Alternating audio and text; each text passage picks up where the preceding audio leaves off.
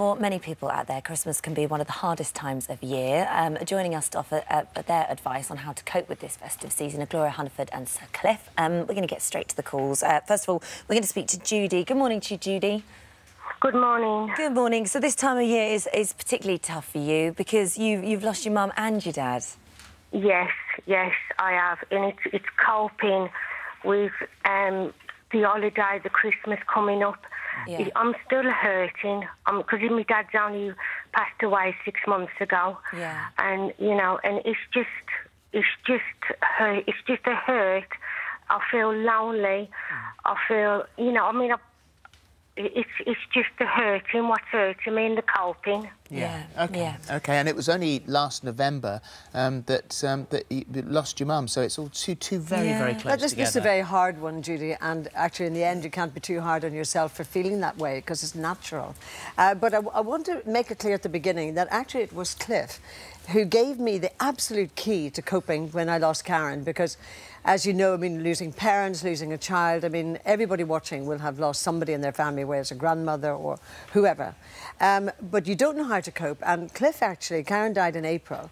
And Cliff said to me, because he'd known Karen and myself, you know, known Cliff for 45 years, he said to me one day, how are you going to cope with Christmas? And I gulped. I went, I don't know. I don't know whether to write a card, you know, send a present. I don't know what to do. I just don't know. And he looked me straight in the eye and he said, did Karen love Christmas? And I went, she adored it. And he said, so why don't you go bigger and better then for Karen and her boys? And I thought, my goodness, I took another gulp. And it was such an obvious thing. And you know something? I went from not knowing whether to put up any decorations. I had 5 trees that year. I had 6 foot all singing, all dancing Santas for the children. And that gave me the key to every marking occasion, you know, whether it's a birthday or an anniversary of the death. Well, and somehow to go bigger and better for your loved ones gives you a positivity. You're coping with bereavement this year as well, aren't you? Yes, I lost a very gorgeous niece and a sister as well.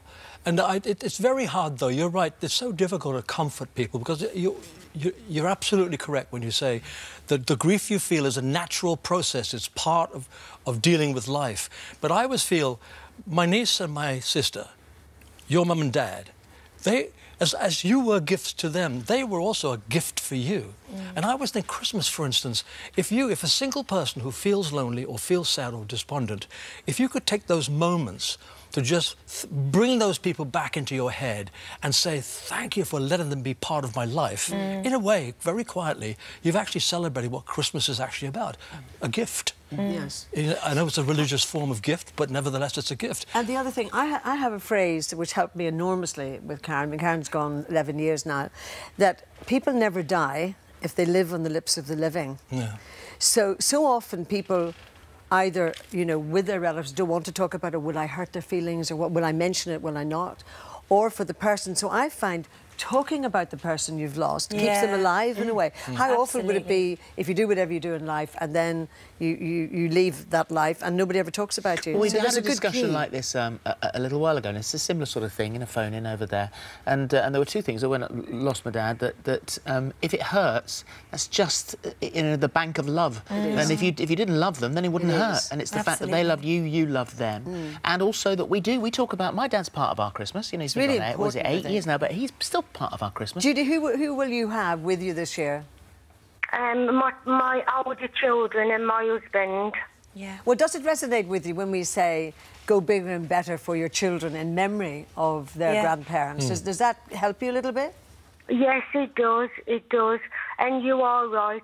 Parents and all your loved ones are a gift. Yeah. You are right. And, you know, you never think of it that way.